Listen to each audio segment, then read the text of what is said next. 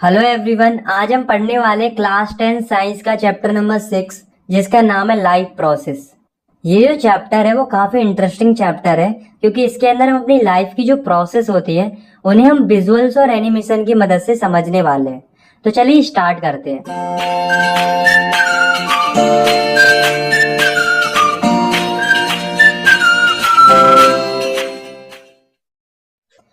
तो सबसे पहले हम जानते हैं कि लाइफ प्रोसेस क्या होती है। तो the process which maintain body functions and necessary for survival are called life process.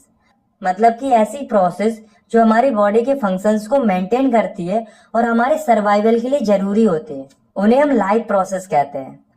तो हमारी बॉडी में 4 मेन लाइफ प्रोसेस होती हैं, जो कि है न्यूट्रिशन मतलब खाना बनाना, रेस्पिरेशन मतलब कि सांस लेना, ट्रांसपोर्टेशन मतलब बॉडी में सब्सटेंस का एक जगह से दूसरी जगह ट्रांसपोर्ट होना, और एक्सक्रेशन मतलब कि बॉडी से वेस्ट का बाहर निकलना।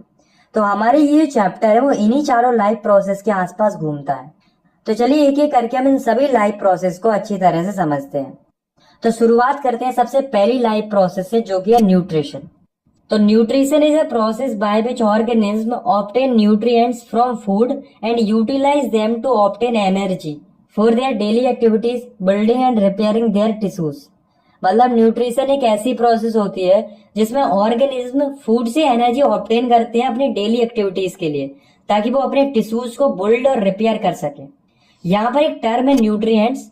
तो न्यूट्रिएंट्स वे सब्सटेंस होते हैं जो लिविंग बॉडी की प्रॉपर ग्रोथ और मेंटेनेंस के लिए जरूरी होते हैं, जैसे कि carbohydrate, protein, vitamin, minerals etcetera, ये सभी न्यूट्रिएंट्स होते हैं। तो अब हम देखते हैं कि न्यूट्रिशन कितने टाइप्स के होते हैं। तो न्यूट्रिशन बेसिकली 2 टाइप के होते हैं, जो कि है ऑटोट्रॉपिक न्यूट्रिशन और हेटेरोट्रॉपिक न्यूट्रिशन। तो सबसे पहले हम समझते हैं ऑटोट्रॉपिक न्यूट्रिशन को। तो it is a process in which an organism prepare its own food from a simple inorganic material like water and carbon dioxide in the presence of sunlight. मतलब autotrophic nutrition एक ऐसी process होती है जिसमें organism अपना खाना simple inorganic material जैसे कि पानी और कार्बन डाइऑक्साइड से बनाते हैं सनलाइट की प्रेजेंस में। और जो ऑर्गेनिज्म ऑटोट्रॉपिक न्यूट्रिशन से खाना बनाते हैं उन्हें हम ऑटोट्रॉप्स कहते हैं। For example green plants and some bacteria. तो अब हम समझते हैं दूसरे टाइप के न्यूट्रिशन को, जो कि है हेटेरोट्रॉपिक न्यूट्रिशन।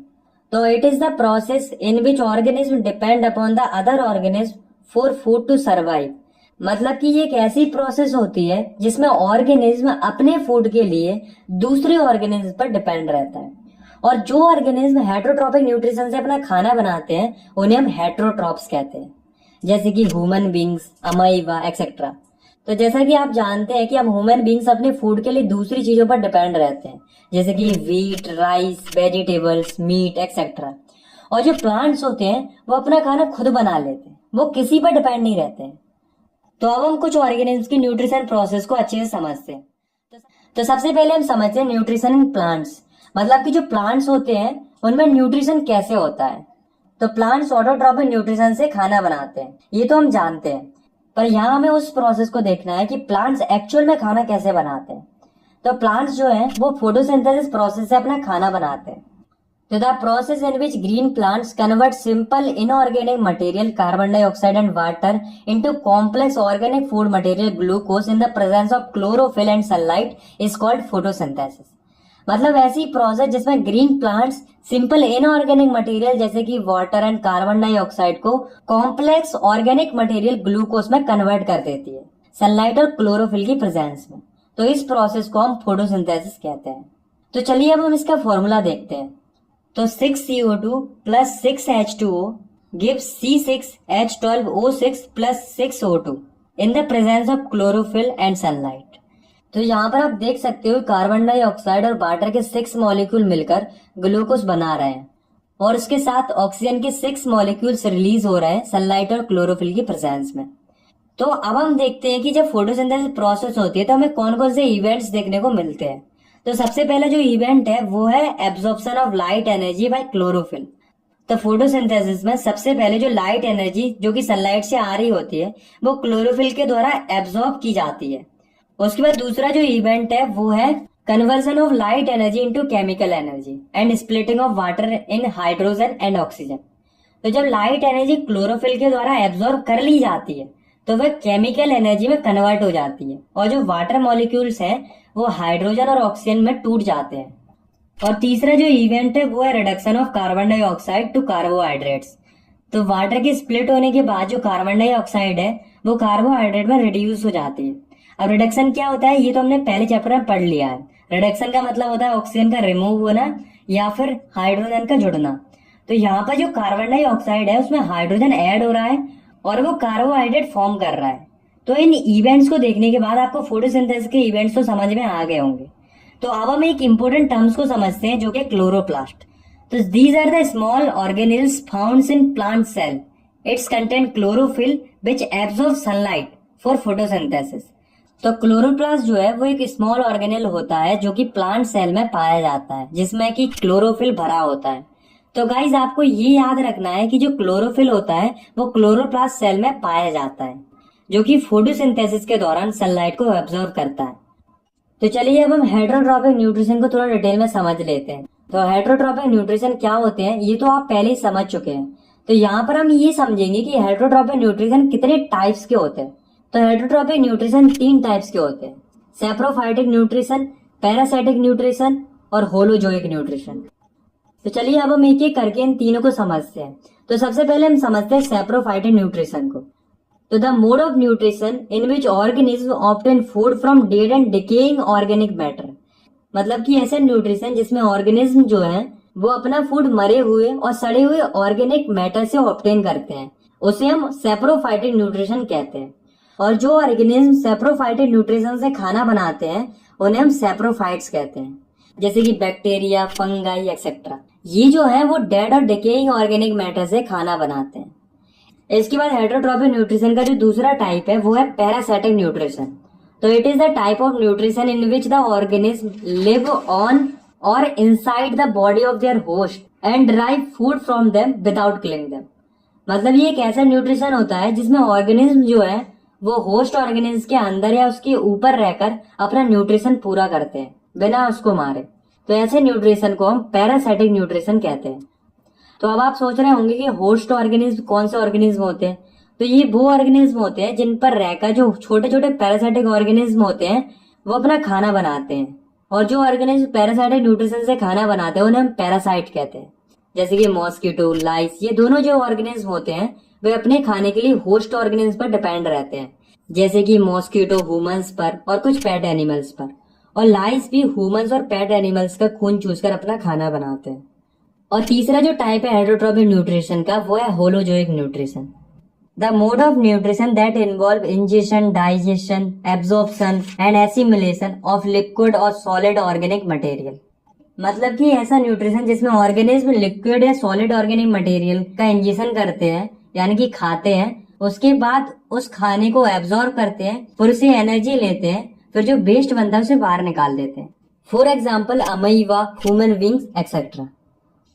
तो चलिए अब हम समझते हैं हेटेरोट्रॉपिक न्यूट्रिशन के कुछ एग्जाम्पल्स को। तो सबसे पहले हम समझते हैं कि जो अमीबा होता है उसमें न्यूट्रिशन कैसे होता है। तो अमीबा जो है वो अपना खाना होलोजोइक न्यूट्रिशन से बनाता है और ये एक यूनिसेलुलर ऑर्गेनिज्म होता है। तो इसलिए अमीबा के अंदर जो न्यूट्रिशन हमें देखने को मिलता है वो अदर ऑर्गेनिज्म से काफी अलग देखने को मिलता है, क्योंकि अमीबा के अंदर न्यूट्रिशन की सारी प्रोसेस एक सिंगल सेल के अंदर होती है। तो अमीबा जो है वो एक एक्वाटिक ऑर्गेनिज्म होता है। एक्वाटिक ऑर्गेनिज्म का मतलब पानी में रहने वाला ऑर्गेनिज्म होता है। तो अमीबा जब भी कोई खाने वाली चीज को देखता है तो वह फ्लोइड करते हुए उसके पास जाता है और अमीबा के अंदर एक फिंगर लाइक प्रोजेक्शन की एक स्ट्रक्चर पाई जाती है जिसको सूडोपोडिया कहते हैं। तो सूडो का मतलब होता है फॉल्स और पोडिया का मतलब होता है पैर। वो अमीबा के फॉल्स पैरों का काम करता है। तो जब भी कोई फूड पार्टिकल अमीबा के पास आता है तो अमीबा सूडोपोडिया की हेल्प से उस फूड मटेरियल को इंगल्फ कर लेता है, मतलब घेर लेता है और उसे अपने अंदर ले लेता है। और इस फूड मटेरियल को अमीबा अपने टेम्पररी स्टोमक यानी कि फूड वैक्यूल में भेज देता है, जहाँ पर उस फूड पार्टिकल का डाइजेशन होता है और उससे जो एनर्जी रिलीज होती है उसे अमीबा अपनी लाइफ प्रोसेस को कंटिन्यू करने के लिए इस्तेमाल करता है। और लास्ट में जो वेस्ट बचता है उसे अमीबा ऐसा स्ट्रक्चर बनाकर बाहर फेंक देता है। इस प्रोसेस को हम इजेशन कहते हैं। इजेशन का मतलब होता है अनयूज्ड सब्सटेंस को बाहर निकालना। तो अब हम एक और ऑर्गेनिज्म के अंदर न्यूट्रिशन को समझते हैं जो कि न्यूट्रिशन इन ह्यूमन बींग्स। तो ह्यूमन बींग्स में जो न्यूट्रिशन होता है वो काफी कॉम्प्लेक्स प्रोसेस के द्वारा होता है, जिसमें कि 5 प्रोसेस होती हैं, जो कि ingestion, digestion, absorption, assimilation and excretion. तो चलिए समझते हैं इनको। तो सबसे पहले हम फूड को अपने हाथों से अपने मुंह में रखते हैं और इस प्रोसेस को हम इंजेशन कहते हैं। और जैसे ही खाना मुंह में पहुंचता है वहीं से डाइजेशन की जो प्रोसेस होती है वो शुरू हो जाती है। तो सबसे पहले जब खाना मुंह में पहुंचता है तो हमारे जो टीथ होते हैं, जैसे कि आप इस डायग्राम में भी देख सकते हो, वो फूड को छोटे छोटे पार्ट्स में ब्रेक कर देते हैं। उसके बाद जो हमारे माउथ में टंग होती है वो फूड को टेस्ट करती है और फूड को माउथ के अंदर रोटेट करती है। और उसके बाद हमारे माउथ में एक ग्लैंड पाई जाती है जिसे सलाइवरी ग्लैंड बोलते हैं। वो सलाइवा प्रोड्यूस करती है, जिसमें कि सलाइवरी अमाइलेज नाम का एक एंजाइम पाया जाता है, जो कि फूड में प्रेजेंट कुछ स्टार्च को शुगर में ब्रेक डाउन कर देता है। और यहाँ तक जो प्रोसेस हो रही है वो हमारे माउथ के अंदर हो रही है। जब फूड को चबा लिया जाता है और उसमें प्रेजेंट कुछ स्टार्च को शुगर में कन्वर्ट कर दिया जाता है, तो जो फूड होता है वो ईसोफेगस, जिसे हम फूड पाइप भी कहते हैं, जो कि एक ट्यूब लाइक स्ट्रक्चर होता है जो कि माउथ को स्टोमक से कनेक्ट करता है, जैसा कि आप इस डायग्राम में भी देख सकते हो। ये जो है वो फूड को स्टोमक में पुश करता है और जिस मूवमेंट से ये ईसोफेगस फूड को पुश करता है वो मूवमेंट होता है peristaltic movement. Basically it is the contraction and expansion movement of walls of food pipe. मतलब कि फूड पाइप की वॉल्स का कॉन्ट्रैक्शन और रिलैक्सेशन के मूवमेंट को पेरिस्टाल्टिक मूवमेंट कहते हैं, जो कि फूड को स्टोमक में पुश करने में मदद करता है। तो यहाँ पर फूड जो है वो ईसोफेगस के द्वारा माउथ से स्टोमक में आ जाता है। तो स्टोमक जो है वो एक जे शेप्ड ऑर्गन होता है और जब फूड स्टोमक के अंदर आ जाता है तो स्टोमक में जो ग्लैंड होते हैं वो गैस्ट्रिक जूस सिक्रेट करते हैं और जो गैस्ट्रिक जूस होते हैं वो 3 सब्सटेंस रिलीज करते हैं, जो कि है HCl, पेप्सिन एंड म्यूकस। तो चलिए अब हम देखते हैं कि इन तीनों सब्सटेंस का डाइजेशन के अंदर क्या रोल होता है। तो जो HCl है वो जर्म्स को किल करता है जो कि फूड के साथ बॉडी में एंटर हो जाते हैं। और दूसरा काम होता है HCl का मीडियम को एसिडिक करना, जिससे पेप्सिन जो है वो प्रोटीन को डाइजेस्ट कर पाए, क्योंकि पेप्सिन तभी डाइजेस्ट कर पाएगा जब एसिडिक मीडियम होगा। तो बेसिकली पेप्सिन भी एक एंजाइम होता है जो कि प्रोटीन को स्मॉलर मॉलिक्यूल्स में ब्रेक डाउन करता है। तीसरा जो जूस है वो है म्यूकस। तो म्यूकस जो है वो स्टोमक को HCl के हार्मफुल इफेक्ट से प्रिवेंट करता है। अगर म्यूकस सीक्रेट नहीं होगा तो HCl जो है वो हमारे स्टोमक की बॉल्स को डैमेज कर सकता है।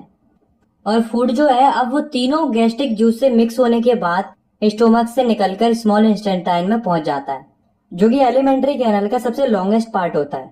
तो जब फूड स्मॉल इंटेस्टाइन में पहुंच जाता है, जो कि एलिमेंट्री कैनल का सबसे लॉन्गेस्ट पार्ट होता है, तो जब फूड स्मॉल इंटेस्टाइन में पहुंच जाता है तो स्मॉल इंटेस्टाइन में 2 चीजें रिसीव होती हैं। पहली है लीवर से वाइल और पैनक्रियास से पैनक्रियाटिक जूस। और ये जो वाइल है इसके अंदर 2 चीजें आती हैं, वाइल जूस और वाइल सॉल्ट। ये दोनों ये चीजें वे गैल ब्लैडर में स्टोर रहती हैं। जो वाइल जूस होता है वो फूड को एल्कलाइन यानी कि बेसिक कर देता है, क्योंकि जब फूड स्टोमक से आता है तो वह एसिडिक होता है। और पैनक्रियाटिक जूस में एक एंजाइम होता है ट्रिप्सिन, जो कि सिर्फ बेसिक मीडियम में ही काम करता है। और जो वाइल सॉल्ट होता है वो बड़े बड़े फैट ग्लोब्यूल्स को छोटे छोटे ग्लोब्यूल्स में ब्रेक डाउन कर देता है और इस प्रोसेस को हम इमल्सिफिकेशन भी कहते हैं।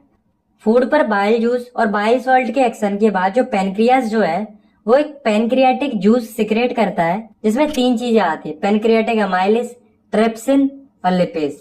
तो जो पैनक्रियाटिक अमाइलेज होता है वो बचे हुए कार्बोहाइड्रेट या स्टार्च को शुगर में ब्रेक डाउन कर देता है, क्योंकि कुछ स्टार्च तो मुंह में पहले ही डाइजेस्ट हो चुका था। और जो ट्रिप्सिन होता है वो प्रोटीन को अमीनो एसिड में ब्रेक डाउन कर देता है। और जो लिपेज होता है वो फैट को फैटी एसिड में और ग्लिसरॉल में कन्वर्ट कर देता है। और स्मॉल इंटेस्टाइन की जो बॉल्स होती हैं उसमें भी बहुत सारी वेरियस ग्लैंड्स प्रेजेंट होती हैं, जो कि इंटेस्टाइनल जूस सिक्रेट करती हैं। और जो इंटेस्टाइनल जूस होता है उसमें भी वेरियस नंबर्स ऑफ एंजाइम्स पाए जाते हैं, जो कि डाइजेशन को कंप्लीट करते हैं। तो डाइजेशन तो कंप्लीट हो गया। अब हम मूव करते हैं थर्ड प्रोसेस की ओर, जो कि है एब्जॉर्प्शन। तो एब्जॉर्प्शन की जो प्रोसेस होती है वो स्मॉल इंटेस्टाइन में शुरू होती है। तो जब फूड कंप्लीटली डाइजेस्ट हो जाता है तो वह वाटर सोल्यूबल हो जाता है और काफी छोटे छोटे पार्ट्स में ब्रेक हो जाता है। तब स्मॉल इंटेस्टाइन के अंदर जो बिलाई होती है, अब आप सोच रहे होंगे बिलाई क्या होती है। तो बिलाई जो है वो फिंगर लाइक प्रोजेक्शन होती है, जो कि फूड के एब्जॉर्प्शन के लिए सरफेस एरिया को इंक्रीज करती है। तो बिलाई जो है वो फूड को एब्जॉर्ब करती है और उस एब्जॉर्ब फूड को ब्लड वेसल को सप्लाई कर देती है। तो एब्जॉर्प्शन के समझने के बाद अब हम समझते हैं चौथी प्रोसेस को, जो कि है एसिमिलेशन, मतलब कि एब्जॉर्ब फूड से एनर्जी लेना। तो जब फूड ब्लड वेसल्स में एब्जॉर्ब हो जाता है तो वह हमारी हर एक सेल तक पहुंचता है और जिससे सेल एनर्जी ऑब्टेन करते हैं। तो अब एक सवाल आता है कि क्या हम जितना खाना खाते हैं उस पूरे खाने को यूटिलाइज कर पाते हैं? तो इसका जवाब है बिल्कुल नहीं। तो फिर उस खाने का क्या होता है? तो जो वेस्ट पार्ट स्मॉल इंटेस्टाइन में बचता है जिसे हमारी बॉडी यूज नहीं कर पाती, वो वेस्ट पार्ट स्मॉल इंटेस्टाइन से लार्ज इंटेस्टाइन में आ जाता है, जहाँ पर जो लार्ज इंटेस्टाइन की जो बॉल्स होती हैं वो उस वेस्ट मटेरियल से काफी वाटर एब्जॉर्ब कर लेती है, और जो रेस्ट सॉलिड वेस्ट मटेरियल बचता है वो एनस के थ्रू बॉडी से बाहर निकल जाता है। तो इस तरह से जो ह्यूमन बींग्स होते हैं उनके अंदर न्यूट्रिशन कंप्लीट हो जाता है। तो चलिए अब हम समझते हैं दूसरे टाइप की लाइफ प्रोसेस को, जो कि है रेस्पिरेशन। तो हम लोग तो रेस्पिरेशन का मतलब केवल सांस लेना समझते हैं, पर एक्चुअली में रेस्पिरेशन सांस लेने के साथ साथ कुछ और भी होता है। तो आइए जानते हैं कि रेस्पिरेशन क्या होता है। तो सिंपली हम कह सकते हैं the process which break down food to release energy with the help of oxygen and respiratory enzyme is called respiration. It also involve breathing. ऐसी प्रोसेस जिसमें फूड का ब्रेक डाउन होता है ऑक्सीजन और रेस्पिरेटरी एंजाइम की presence में energy को release करने के लिए, और इसमें ब्रीथिंग भी शामिल होती है, क्योंकि जब हम सांस लेंगे तभी तो बॉडी के अंदर ऑक्सीजन आएगी। और जो फूड होता है वो मोस्टली ग्लूकोज में ब्रेक डाउन होता है, इसलिए रेस्पिरेशन में मोस्टली जो एनर्जी रिलीज होती है वो ग्लूकोज से होती है। तो आइए जानते हैं कि जो रेस्पिरेशन होता है वो कितने स्टेज में होता है। तो जो रेस्पिरेशन होता है वो 2 स्टेजेस में होता है, जो कि है एक्सटर्नल रेस्पिरेशन और इंटरनल रेस्पिरेशन। तो जो एक्सटर्नल रेस्पिरेशन होता है वो 2 स्टेप्स में कंप्लीट होता है। तो पहला स्टेप है ब्रीथिंग। तो ब्रीथिंग एक ऐसी प्रोसेस होती है जिसमें ऑर्गेनिज्म ऑक्सीजन को इनहेल करता है, मतलब अंदर लेता है, और कार्बन डाइऑक्साइड को एक्सहेल करता है, मतलब बाहर निकालता है। और एक्सटर्नल रेस्पिरेशन में दूसरा जो स्टेप होता है वो है गैसेस एक्सचेंज।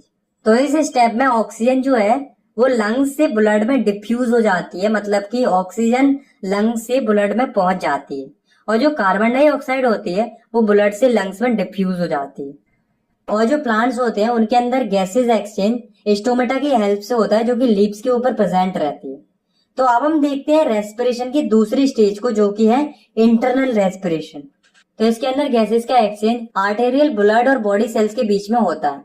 अब हम देखते हैं कि जो रेस्पिरेशन होता है वो कितने टाइप्स का होता है। तो रेस्पिरेशन 2 टाइप का होता है, एरोबिक रेस्पिरेशन और एनएरोबिक रेस्पिरेशन। तो पहले हम समझते हैं एरोबिक रेस्पिरेशन को। तो it is the complete breakdown of food in the presence of oxygen. It release large amount of energy in the form of ATP molecules.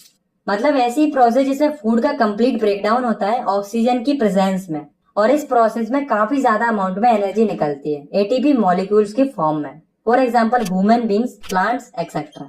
तो यहाँ पर एक टर्म आया है एटीपी। तो चलिए समझते हैं कि एटीपी क्या होती है। तो एटीपी का मतलब होता है एडेनोसाइन ट्राइफॉस्फेट। ये जो है वो एनर्जी की करेंसी होती है। हर एक सेल की जो एनर्जी रिलीज होती है रेस्पिरेशन में वो एटीपी के मॉलिक्यूल बनने के लिए होती है। तो अब हम एरोबिक रेस्पिरेशन की इक्वेशन को समराइज करके देखते हैं। तो एरोबिक रेस्पिरेशन की जो प्रोसेस होती है वो साइटोप्लाज्म में स्टार्ट होती है और माइटोकॉन्ड्रिया तक चलती है।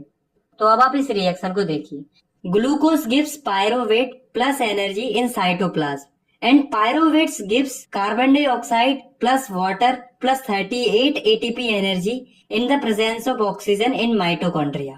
तो सबसे पहले जो फूड है, या हम कहें ग्लूकोज जो है वो सेल के साइटोप्लाज्म में जाता है और वहां पर वो पायरोवेट में कन्वर्ट हो जाता है और उसके साथ कुछ एनर्जी भी रिलीज होती है।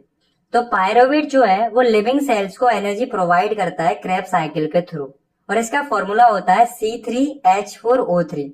तो अब आप लोग कहोगे क्रेब्स साइकिल क्या होती है, तो इसे हमें नहीं पढ़ना है, ये हम अगली क्लास में पढ़ेंगे। तो पायरोवेट जो है वो माइक्रोकॉन्ड्रिया के अंदर ऑक्सीजन की प्रेजेंस में कार्बन और वाटर को फॉर्म करता है और साथ में लार्ज अमाउंट में एनर्जी को रिलीज करता है। ये जो प्रोसेस है इसमें एटीपी के 38 मॉलिक्यूल रिलीज होते हैं जिसे हमारी बॉडी यूज करती है, और जो कार्बन डाइऑक्साइड और वाटर होता है वो as a waste product body से बाहर निकल जाता है। और दोस्तों ये जो सारी रिएक्शन है वो सेल के अंदर हो रही है, इसलिए इसे सेलुलर रेस्पिरेशन भी कहते हैं। तो अब हम समझते हैं रेस्पिरेशन के दूसरे टाइप को, जो कि है एनएरोबिक रेस्पिरेशन। तो it is the incomplete breakdown of food occurring in the absence of oxygen releasing small amount of energy. मतलब ऐसी प्रोसेस जिसमें फूड का इनकम्प्लीट ब्रेकडाउन होता है ऑक्सीजन की अब्सेंस में, और इस प्रोसेस में काफी कम एनर्जी रिलीज होती है। For example east, bacteria, human muscle etcetera. जब एनएरोबिक रेस्पिरेशन माइक्रो ऑर्गेनिज्म में होता है उसे हम फर्मेंटेशन कहते हैं। और एनएरोबिक रेस्पिरेशन में जो प्रोडक्ट फॉर्म होता है उसके आधार पर इसे दो फॉर्म में डिवाइड किया जाता है। पहला है एल्कोहलिक फर्मेंटेशन। तो इस प्रोसेस के अंदर जो शुगर होती है उसका इनकम्प्लीट ब्रेकडाउन होता है इथेनॉल और कार्बन डाइऑक्साइड फॉर्म करने के लिए। ये जो प्रोसेस है इसका इस्तेमाल बियर, वाइन और चीज बनाने के लिए किया जाता है।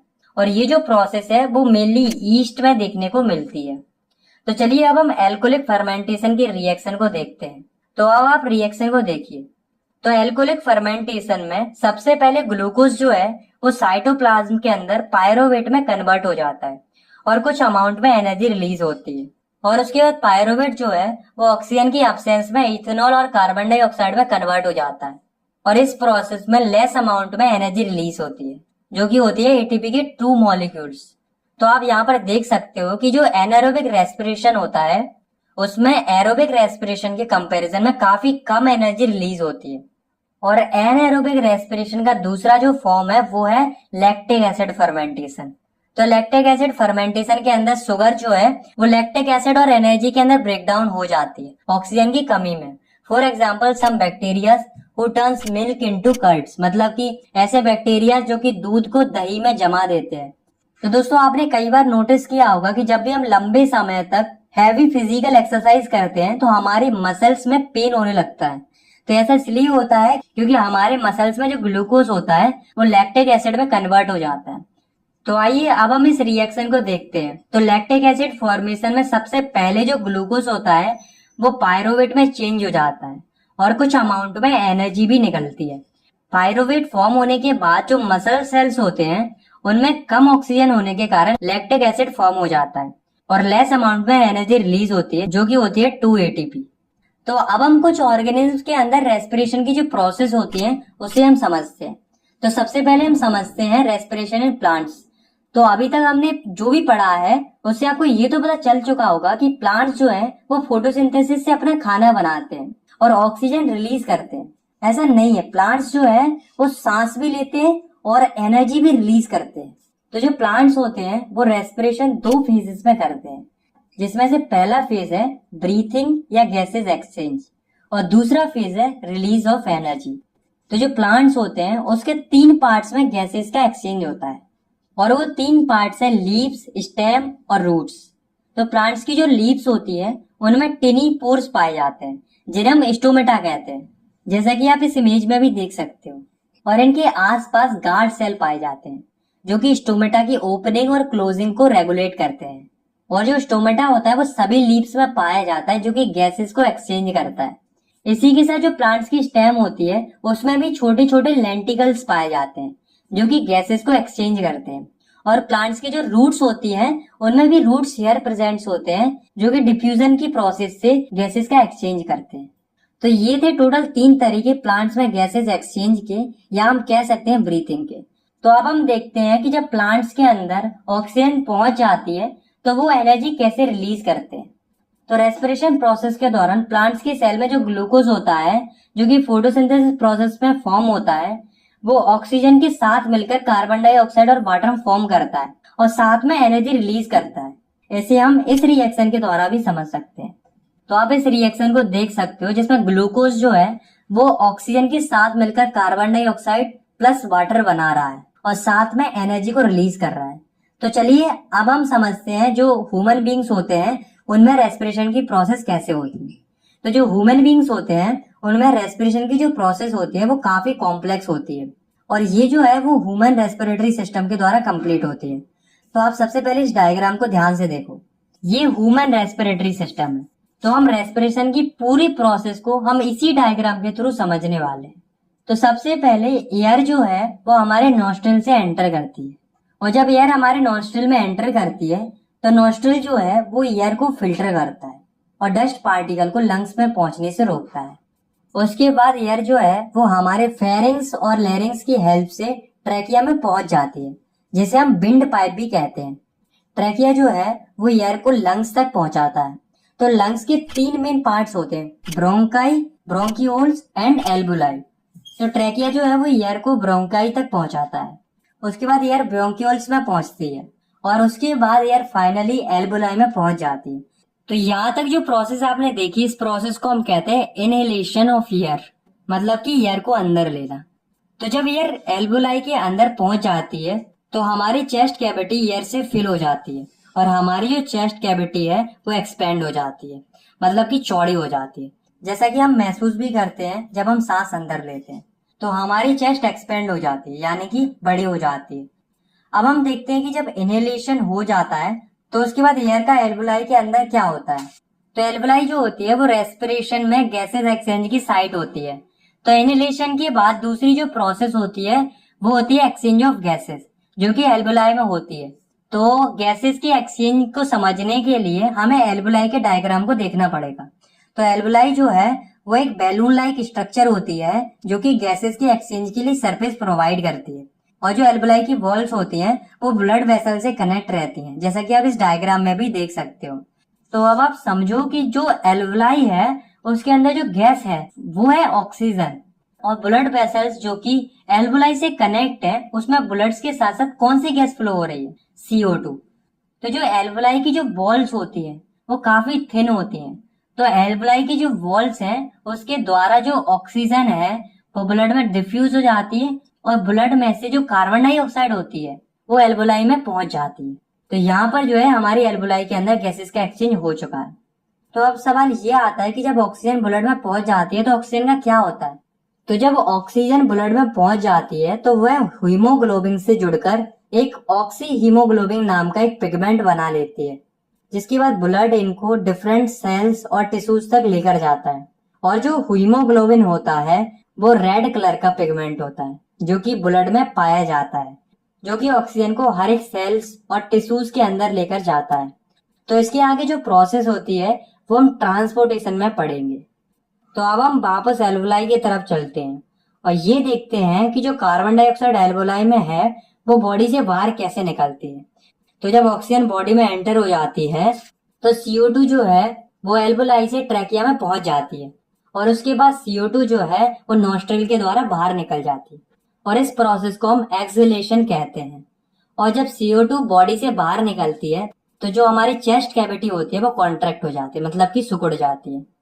तो अभी जो आपने 3 प्रोसेस देखी, inhalation, exchange of gases and exhalation, ये हमारी बॉडी के अंदर बहुत ही जल्दी चलती है और ये तीनों मिलकर ह्यूमंस के अंदर। तो अब हम समझते हैं तीसरी लाइफ प्रोसेस को, जो कि है ट्रांसपोर्टेशन।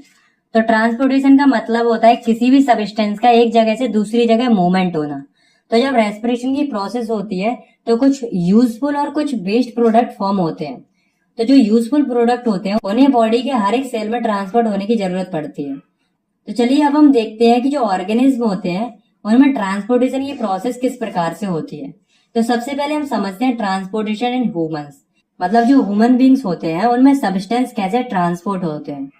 तो जो ह्यूमन बींग्स होते हैं उनमें ट्रांसपोर्टेशन 2 सिस्टम से होता है, जिसमें से पहला है ब्लड और दूसरा है लिम्फ, जिसे हम टिश्यू फ्लूइड भी कहते हैं।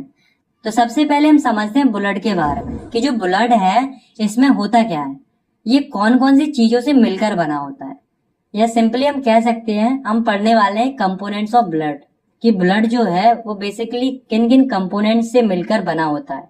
तो ब्लड मेनली 4 कंपोनेंट से मिलकर बना होता है, plasma, RBC, WBC and platelets. तो अब हम इन चारों कंपोनेंट्स को अच्छे से समझ लेते हैं। तो हम स्टार्ट करते हैं प्लाज्मा से। तो प्लाज्मा जो है वो स्ट्रॉ कलर्ड फ्लूइड होता है। स्ट्रॉ कलर मतलब येलोइश कलर, जैसा कि आप इस डायग्राम में भी देख सकते हो, जिसमें 90 से लेके 92% वाटर होता है और 6 to 8% प्रोटीन होता है। और इसके साथ साथ इसके अंदर मिनरल्स, विटामिन भी पाए जाते हैं। और जितने बचे हुए कंपोनेंट्स हैं जैसे कि RBC, WBC, प्लेटलेट्स, वो सब प्लाज्मा में डिसॉल्व रहते हैं। तो अब हम समझते हैं ब्लड्स के नेक्स्ट कंपोनेंट को, जो कि है RBC यानी कि रेड ब्लड सेल, जिन्हें हम एराइथ्रोसाइट्स भी कहते हैं।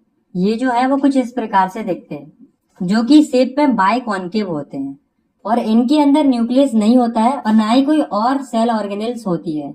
और RBC के अंदर एक बहुत ही इंपॉर्टेंट आयरन रिच पिगमेंट पाया जाता है, जो कि है हीमोग्लोबिन, जो कि ऑक्सीजन के साथ मिलकर ऑक्सी हीमोग्लोबिन फॉर्म करता है और ऑक्सीजन के ट्रांसपोर्ट में काफी मदद करता है। तो अब हम समझते हैं ब्लड के तीसरे कंपोनेंट को, जो कि है WBC यानी कि व्हाइट ब्लड सेल, जिन्हें हम ल्यूकोसाइट भी कहते हैं। ये जो है वो फेगोसाइटिक सेल होते हैं जो कि बॉडी की हेल्प करते हैं इन्फेक्शन से फाइट करने में, और ये बॉडी को प्रोटेक्ट करते हैं हार्मफुल फॉरेन मटेरियल से। तो अब हम देखते हैं ब्लड के चौथे कंपोनेंट को, जो कि है प्लेटलेट्स, जिन्हें हम थ्रोम्बोसाइट भी कहते हैं। इनका जो फंक्शन होता है वो है क्लोटिंग ऑफ ब्लड, मतलब कि खून का थक्का जमना। आपने नोटिस किया होगा कि जब हमारे चोट लग जाती है या फिर छोटा मोटा कट लग जाता है तो उस जगह से खून निकलने लगता है, लेकिन जो ब्लड निकलता है वो कुछ टाइम बाद अपने आप ही निकलना बंद हो जाता है। ऐसा इसलिए होता है क्योंकि ब्लड में जो प्लेटलेट्स होती हैं वो क्लॉट फॉर्म कर लेती हैं, जैसे ब्लड फ्लो होना बंद हो जाता है।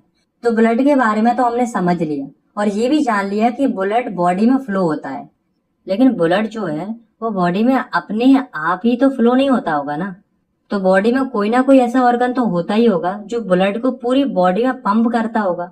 तो जो ऑर्गन पूरी बॉडी को ब्लड पंप करता है वो होता है हार्ट। तो हार्ट जो है वो ब्लड को ब्लड वेसल के थ्रू पंप करता है। तो चलिए अब हम हार्ट के बारे में अच्छे से समझ लेते हैं। तो हार्ट जो है वो एक मस्कुलर ऑर्गन होता है जो कि कार्डियक मसल से बना होता है। कार्डियक मसल जो है वो स्पेशल मसल्स होती हैं जो कि सिर्फ हार्ट में पाई जाती हैं, और हार्ट जो है वो चेस्ट कैविटी में लोकेटेड रहता है। ज्यादातर लोग ये सोचते हैं कि हार्ट जो है वो चेस्ट कैविटी में लेफ्ट साइड में प्रेजेंट होता है, लेकिन गाइस ऐसा नहीं है। हार्ट जो है वो चेस्ट कैविटी के सेंटर में प्रेजेंट होता है। वो तो केवल लेफ्ट साइड की तरफ थोड़ा टिल्टेड होता है, मतलब कि झुका हुआ होता है। तो अब हम हार्ट की एनाटॉमी को देखते हैं, मतलब ये देखते हैं कि जो हार्ट होता है उसके अंदर क्या क्या पाया जाता है। तो अब आप इस डायग्राम को देखिए। तो ये डायग्राम उस कंडीशन का है जब हमने हार्ट को दो हिस्सों में काट दिया। तो ये जो हार्ट के आसपास वाले मसल्स है वो है कार्डियक मसल, क्योंकि हार्ट जो है वो एक मस्कुलर ऑर्गन है। तो दोस्तों आपको यहाँ पर 4 चैम्बर्स दिख रहे होंगे। तो जो ऊपर वाले चैम्बर्स होते हैं उन्हें एट्रियम बोला जाता है, और जो नीचे वाले चैम्बर्स होते हैं उन्हें वेंट्रिकल्स बोला जाता है। ये जो हार्ट में ऊपर की राइट साइड में जो चैम्बर है वो है राइट एट्रियम, और लेफ्ट में जो चैम्बर है वो है लेफ्ट एट्रियम, और नीचे की साइड ये वाला जो चैम्बर है वो है राइट वेंट्रिकल, और ये वाला जो चैम्बर है वो लेफ्ट वेंट्रिकल। तो गाइस आपको यहाँ पर एक लेयर दिख रही होगी। ये जो लेयर है वो इस ट्यूब के पीछे भी है। इस लेयर को सेप्टा बोला जाता है। तो ये जो है वो बेसिकली पार्टीशन है। अब आप कहोगे कि कैसा पार्टीशन है? तो ये जो है वो है राइट एट्रियम और ये है राइट वेंट्रिकल। तो ये हो गया हार्ट का राइट पोर्शन, और ये है लेफ्ट एट्रियम और ये लेफ्ट वेंट्रिकल। तो ये हो गया हार्ट का लेफ्ट पोर्शन। तो जो सेप्टल लेयर होती है वो राइट पोर्शन और लेफ्ट पोर्शन के बीच में लेयर होती है, जो कि राइट पोर्शन के मटेरियल को लेफ्ट में जाने से और लेफ्ट पोर्शन के मटेरियल को राइट में जाने से रोकती है। तो गाइस यहाँ पर जो आपको चीज दिख रही है वो है वाल्व। तो वाल्व क्या होती है? तो वाल्व एक ऐसी चीज होती है जो किसी भी लिक्विड को वन वे फ्लो अलाउ करती है। जैसे कि मान लो राइट एट्रियम में कोई फ्लूइड है तो वो वेल्व की मदद से राइट वेंट्रिकल में आ जाता है, लेकिन वो दोबारा ऊपर राइट एट्रियम में नहीं जा पाता है। तो हार्ट जो होता है उसमें टोटल 4 वेल्व होते हैं, और ये सब जो है वो वन वे फ्लो को अलाउ करते हैं। तो चारों वाल्व इस जगह पर होते हैं जो कि ब्लड के बैक फ्लो को रोकते हैं। ये जो आपको दिख रही है वो है पल्मोनरी आर्टरी, जो कि इम्प्योर ब्लड को फ्लो करती है, और ये है पल्मोनरी वेन जो कि प्योर ब्लड को ट्रांसपोर्ट करती है। और हमारा जो हार्ट होता है उसके चारों तरफ एक लेयर होती है जिसे हम पेरिकार्डियम कहते हैं, जो कि हार्ट को प्रोटेक्ट करती है और उसे शेप देते हैं। तो अब हम देखते हैं कि जो हमारा हार्ट है वो काम कैसे करता है। सबसे पहले जो डीऑक्सीजनेटेड ब्लड होता है वो बॉडी से हार्ट के राइट एट्रियम में आता है। डीऑक्सीजनेटेड ब्लड यानी कि वो ब्लड जो कार्बन डाइऑक्साइड को कैरी करता है, और ये ब्लड बीन्स में फ्लो होता है। राइट एट्रियम में ब्लड आने के बाद जो वाल्व होती है वो ओपन हो जाती है और हार्ट एक्सपेंड हो जाता है और ब्लड राइट वेंट्रिकल में पहुंच जाता है। राइट वेंट्रिकल में ब्लड के पहुंचने के बाद जो वाल्व होती है वो बंद हो जाती है और हार्ट फिर से कॉन्ट्रैक्ट होने लगता है, जिससे जो राइट वेंट्रिकल है वो ब्लड को पल्मोनरी आर्टरी के थ्रू लंग्स तक पहुंचा देते हैं। लंग्स में ब्लड से कार्बन डाइऑक्साइड रिमूव हो जाती है और उसमें ऑक्सीजन ऐड हो जाती है। तो जो डीऑक्सीजनेटेड ब्लड लंग्स में पहुंचा था वो अब ऑक्सीजनेटेड हो जाता है। उसके बाद जो ऑक्सीजनेटेड ब्लड होता है वो लेफ्ट एट्रियम में लाया जाता है पल्मोनरी वेन के थ्रू। लेफ्ट एट्रियम में ब्लड के आने के बाद वह वाल्व के थ्रू लेफ्ट वेंट्रिकल में आ जाता है। उसके बाद उस ब्लड को सभी बॉडी पार्ट्स में पंप कर दिया जाता है अरोटा के थ्रू। तो यहाँ पर आपने देखा कि जो ब्लड होता है वो हार्ट में 2 बार सर्कुलेट होता है। तो ब्लड की हार्ट में 2 बार सर्कुलेशन की प्रोसेस को हम कहते हैं डबल सर्कुलेशन। तो चलिए इसे हम डायग्राम की हेल्प से समझते हैं। तो ये आपको ऊपर जो ऑर्गन दिख रहा है वो लंग्स है, जो कि डीऑक्सीनेटेड ब्लड को ऑक्सीनेटेड ब्लड में कन्वर्ट करता है। और आपको जो हार्ट से ब्लू कलर की जो ब्लड वेसल दिख रही है वो है पल्मोनरी आर्टरीज, जो कि हार्ट से डीऑक्सीजनेटेड ब्लड को लंग्स तक ले जाती है। और ये जो आपको रेड कलर की ब्लड वेसल दिख रही है जो कि लंग्स से हार्ट को कनेक्ट कर रही है, ये है पल्मोनरी वेन, जो कि ऑक्सीजनेटेड ब्लड को लंग्स से हार्ट तक ले जाती है। और ये वाली ब्लड वेसल जो आपको दिख रही है ये है अरोटा, जो कि ऑक्सीजनेटेड ब्लड को हार्ट से पूरी बॉडी में ट्रांसपोर्ट करते हैं। और ये वाली जो ब्लड वेसल है वो है वेना केवा, जो कि बॉडी से डीऑक्सीजनेटेड ब्लड को हार्ट तक लेकर जाती है। तो इसी तरह से डबल सर्कुलेशन की प्रोसेस हमारी बॉडी में कंटिन्यू चलती रहती है। और ये जो प्रोसेस है वो काफी फास्ट होती है। हमारा हार्ट 1 मिनट में 5 लीटर ब्लड पंप करता है। तो चलिए अब हम समझते हैं ब्लड वेसल्स के बारे में। तो ये बेसिकली एक पाइप की तरह काम करती है जिनसे कि ब्लड हमारी बॉडी में फ्लो करता है। तो हमारी बॉडी में मेनली 2 टाइप की ब्लड वेसल्स पाई जाती हैं, जो कि आर्टरीज और वेन्स। तो पहले हम समझते हैं आर्टरीज को। तो these are the thick blood capillaries which carry oxygenated blood in our body. These are red in colour. मतलब कि जो ये आर्टरीज होती हैं वे थिक ब्लड कैपिलरीज होती हैं जो कि ह्यूमन बॉडी में ऑक्सीजनेटेड ब्लड को ट्रांसपोर्ट करती हैं, और ये रेड कलर की होती हैं। लेकिन जो आर्टरीज होती है उनमें एक एक्सपेक्शन होता है जो कि है पल्मोनरी आर्टरी का। तो पल्मोनरी आर्टरी जो है वो एक मात्र ऐसी आर्टरी होती है जो कि डीऑक्सीनेटेड ब्लड को कैरी करती है। तो चलिए अब हम समझते हैं दूसरी ब्लड वेसल्स को, जो कि है वेन्स। तो these are the thin blood capillaries which carry deoxygenated blood in the body. These are blue in colour. मतलब कि ये थिन ब्लड कैपिलरीज होती हैं जो कि बॉडी में डीऑक्सीनेटेड ब्लड को कैरी करती हैं। लेकिन जो बीन होती है उनमें भी एक्सेप्शन होती है, जो कि है पल्मोनरी बीन, जो कि एकमात्र ऐसी बीन होती है जो कि बॉडी में ऑक्सीजनेटेड ब्लड को ट्रांसपोर्ट करती है। तो यहाँ पर हमारा ब्लड के द्वारा जो ट्रांसपोर्टेशन होता है वो खत्म होता है।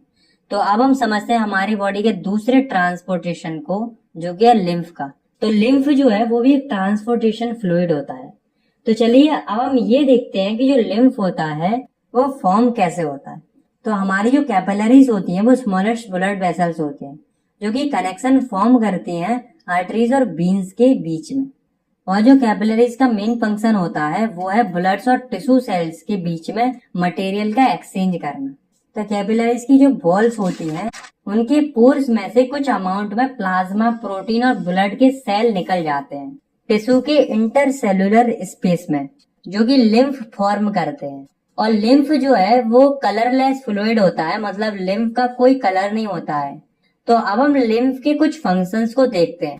तो लिम्फ के 2 मेन फंक्शन होते हैं। तो पहला है absorption and transport of fat from intestine.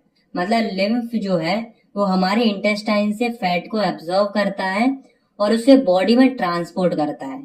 और दूसरा फंक्शन है it drain away the excess tissue metabolism. मतलब कि जो टिश्यूज में एक्सेस मेटाबॉलिज्म होता है, यानी कि जो टिश्यू में जो वेस्ट प्रोडक्ट फॉर्म होता है, तो लिम्फ उस वेस्ट प्रोडक्ट को रिमूव कर देता है। तो इसी के साथ हमारा ट्रांसपोर्टेशन इन ह्यूमन खत्म हो जाता है, जिसमें कि हमने ब्लड और लिम्फ, जो कि दोनों ट्रांसपोर्टेशन फ्लूइड होते हैं बॉडी के, उनके बारे में पढ़ा। तो अब हम समझते हैं कि जो प्लांट्स होते हैं उनमें ट्रांसपोर्टेशन कैसे होता है। तो जो प्लांट्स होते हैं उनमें ट्रांसपोर्टेशन का जो काम है वो टिश्यू करते हैं। और 2 टाइप के टिश्यू होते हैं जो कि प्लांट्स में पाए जाते हैं ट्रांसपोर्टेशन के लिए, जिनका नाम है जाइलम एंड फाइलम। इन दोनों के बारे में आपने क्लास 9 में थोड़ा बहुत पढ़ा होगा। तो चलिए एक एक करके समझते हैं इन दोनों टिश्यूज को। तो सबसे पहले हम समझते हैं जाइलम टिश्यू को। तो xylem are the tissue present in plants that carries water and food upward from the root. तो जाइलम ऐसे टिश्यू होते हैं जो कि प्लांट्स में फूड और वाटर को रूट से ऊपर की ओर ले जाते हैं। And it's allow only unidirectional transport and it only transport upwards. मतलब कि जो जाइलम है वो सिर्फ यूनिडायरेक्शनल ट्रांसपोर्ट यानी कि एक डायरेक्शन में ट्रांसपोर्ट को अलाउ करता है और ये सिर्फ ऊपर की ओर ही ट्रांसपोर्ट करता है। And it's works on the principle of transpiration, मतलब कि जो जाइलम होता है वो ट्रांसपिरेशन के प्रिंसिपल पर वर्क करता है। अब ये ट्रांसपिरेशन क्या होता है? तो it is the process of loss of water as vapour from aerial parts of plants. मतलब कि ट्रांसपिरेशन एक ऐसी प्रोसेस होती है जिसमें कि वाटर लॉस होता है वेपर के फॉर्म में प्लांट्स के एरियल या ऊपर वाले पार्ट से। इस प्रोसेस में जो लीव्स होती हैं वो एक वैक्यूम क्रिएट करती हैं जिससे वाटर ऊपर की तरफ फ्लो करता है और लीव्स की स्टोमेटा से वो वेपर में कन्वर्ट होकर बाहर निकल जाता है। तो अब हम समझते हैं दूसरे टाइप के ट्रांसपोर्टेशन टिश्यू की, जो कि है फाइलम। तो phloem are the tissues that transport food from leaves to other parts of plants. मतलब फाइलम एक ऐसा टिश्यू होता है जो कि लीव्स में जो खाना बनता है उसे प्लांट्स के जो अदर पार्ट्स होते हैं उन तक पहुंचाता है। और it allows bidirectional flow, it can transport upward as well as downward. यानी कि जो फाइलम होता है वो बाय डायरेक्शनल फ्लो अलाउ करता है जिससे फूड अपवर्ड और डाउनवर्ड दोनों डायरेक्शन में जा सकता है। And it works on the principle of translocation. तो जो फाइलम होता है वो ट्रांसलोकेशन के प्रिंसिपल पर काम करता है। तो आइए जानते हैं कि आखिर ये क्या होता है ट्रांसलोकेशन। तो the transport of food from leaf to other parts of plants is called translocation.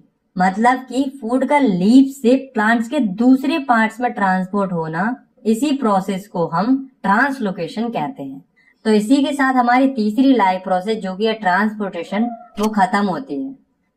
तो अब हम समझते हैं चौथी और आखिरी लाइफ प्रोसेस को, जो कि है एक्सक्रीशन। तो the biological process of removal of harmful nitrogenous metabolic waste from the body is called excretion. मतलब कि ऐसी प्रोसेस जिसमें जो हार्मफुल मेटाबॉलिक वेस्ट होते हैं उन्हें बॉडी से रिमूव किया जाता है, उस प्रोसेस को हम एक्सक्रीशन कहते हैं। तो जो मेटाबॉलिक वेस्ट होते हैं वो मेटाबॉलिक एक्टिविटी से जनरेट होते हैं। अब मेटाबॉलिक एक्टिविटीज जैसे कि डाइजेशन, रेस्पिरेशन एक्सेट्रा। तो जो मेटाबॉलिक एक्टिविटीज में जो मेटाबॉलिक वेस्ट बनता है वो 3 टाइप का होता है, जो कि है डाइजेस्टिव वेस्ट, रेस्पिरेटरी वेस्ट और नाइट्रोजनस वेस्ट। तो जो डाइजेस्टिव वेस्ट होता है वो डाइजेशन की प्रोसेस में फॉर्म होता है और इसके बारे में हम न्यूट्रिशन में पढ़ चुके हैं। और जो रेस्पिरेटरी वेस्ट होता है वो रेस्पिरेशन में फॉर्म होता है। तो जो रेस्पिरेशन होती है उसमें CO2 फॉर्म होती है जो कि लंग से होती है, हमारे मुंह से या नाक से निकल जाती है। ये भी हम रेस्पिरेशन में पढ़ चुके हैं। और नाइट्रोजनस वेस्ट वो वेस्ट होते हैं जो कि हमारे ब्लड में डिसॉल्व होते हैं, जैसे कि urea, uric acid, water etcetera. तो ये नाइट्रोजनस वेस्ट होते हैं। तो इन्हें कैसे बाहर निकाला जाएगा इसी के बारे में हम इस एक्सक्रीशन वाले टॉपिक में पढ़ेंगे। तो सबसे पहले हम समझते हैं ह्यूमन एक्सक्रीटरी सिस्टम को। इसे हम डायग्राम की हेल्प से काफी अच्छे से समझते हैं। तो human excretory system consist of 1 pair of kidney, 1 pair of ureters and 1 urinary bladder and 1 urethra. तो ह्यूमन एक्सक्रीटरी सिस्टम में आते हैं किडनी का पेयर यानी कि 2 किडनी और 2 यूरेटर्स और 1 यूरिनरी ब्लैडर और 1 यूरेथ्रा। तो अब हम इन चारों के फंक्शंस को समझते हैं, उसके बाद हम इन्हें डायग्राम से भी समझेंगे। तो सबसे पहले हम किडनी को समझते हैं। तो kidney is the reddish brown bean shaped organ located in the upper retroperitoneal region of the abdomen whose main function is filtration of blood and removal of waste. मतलब किडनी जो है वो रेडिश ब्राउन कलर की एक been shaped organ होती है जो कि एब्डोमेन के रेट्रोपेरिटोनियल रीजन में लोकेटेड रहती है। रेट्रोपेरिटोनियल रीजन का मतलब कि एब्डोमेन के पीछे वाला एनाटॉमिकल स्पेस। और किडनी का मेन फंक्शन होता है ब्लड को फिल्टर करना और वेस्ट को रिमूव करना हमारी बॉडी से। तो हमारी 2 किडनी होती है। तो किडनी के बाद जो अगला ऑर्गन होता है ह्यूमन एक्सक्रीटरी सिस्टम में वो है यूरेटर्स। तो यूरेटर्स भी पेयर में होते हैं यानी कि 2 यूरेटर्स होते हैं ह्यूमन बॉडी के अंदर। तो ureters are 2 thin tube which drain out urine from kidney to a urinary bladder. तो यूरेटर्स जो है वो 2 पतली ट्यूब्स होती है जो किडनी में जो यूरिन फॉर्म होता है जो कि ब्लड का एक वेस्ट प्रोडक्ट होता है उसे ट्रांसफर कर देता है यूरिनरी ब्लैडर में। तो यूरिनरी ब्लैडर जो है उसमें यूरिन जो है वो टेम्पररी स्टोर रहती है। लास्ट ऑर्गन है यूरेथ्रा। तो it transmit urine outside the body. तो यूरेथ्रा जो है वो यूरिनरी ब्लैडर में जो यूरिन स्टोर रहती है उसे बॉडी से बाहर निकालती है। तो चलिए अब हम इस पूरी प्रोसेस को डायग्राम की हेल्प से समझते हैं। तो ये जो लेफ्ट और राइट साइड में जो बीन शेप्ड ऑर्गन दिख रहे हैं वो है किडनी।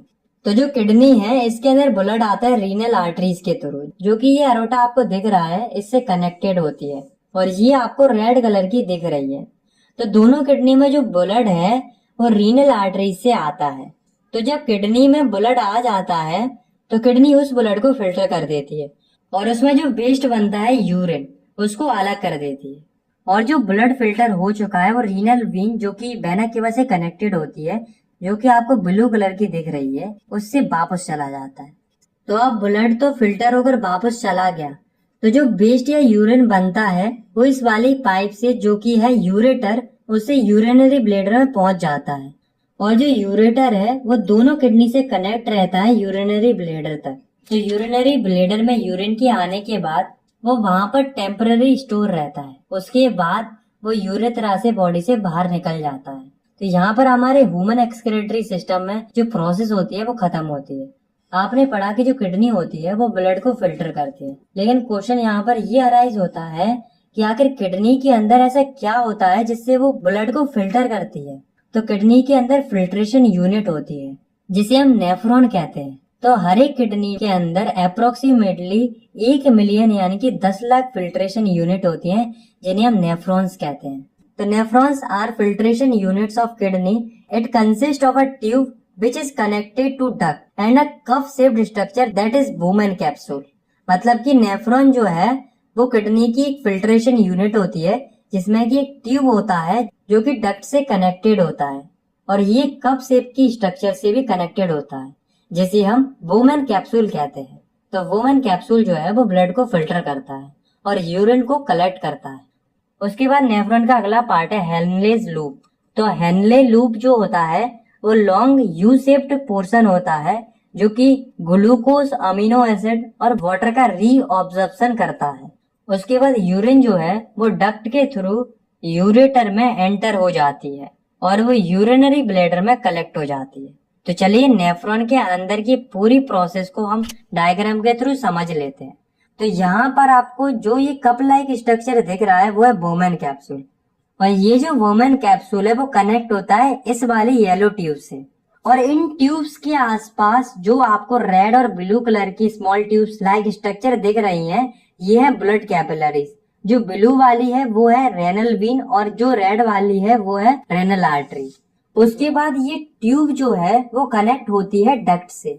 तो अब आप देखिए यहाँ पर इस डक्ट से एक नेफ्रॉन कनेक्ट है और ऐसे ही यहाँ पर दूसरा नेफ्रॉन कनेक्ट है और यहाँ पर अगले ऐसे ही काफी सारे नेफ्रॉन डक्ट पर कनेक्ट है। तो सबसे पहले जो रीनल आर्टरी होती है उससे ब्लड जो है वो बोमैन कैप्सूल में पहुंचता है। वहां पर ब्लड जो है वो फिल्टर होता है और यूरिन को कलेक्ट किया जाता है। उसके बाद इनको इन ट्यूब्स से हेनले लूप तक पहुंचाया जाता है।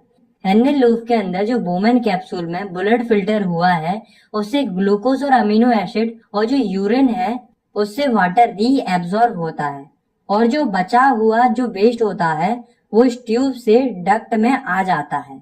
उसके बाद यूरिन डक्ट के थ्रू यूरेटर में पहुंच जाती है और यूरिनरी ब्लैडर में कलेक्ट हो जाती है।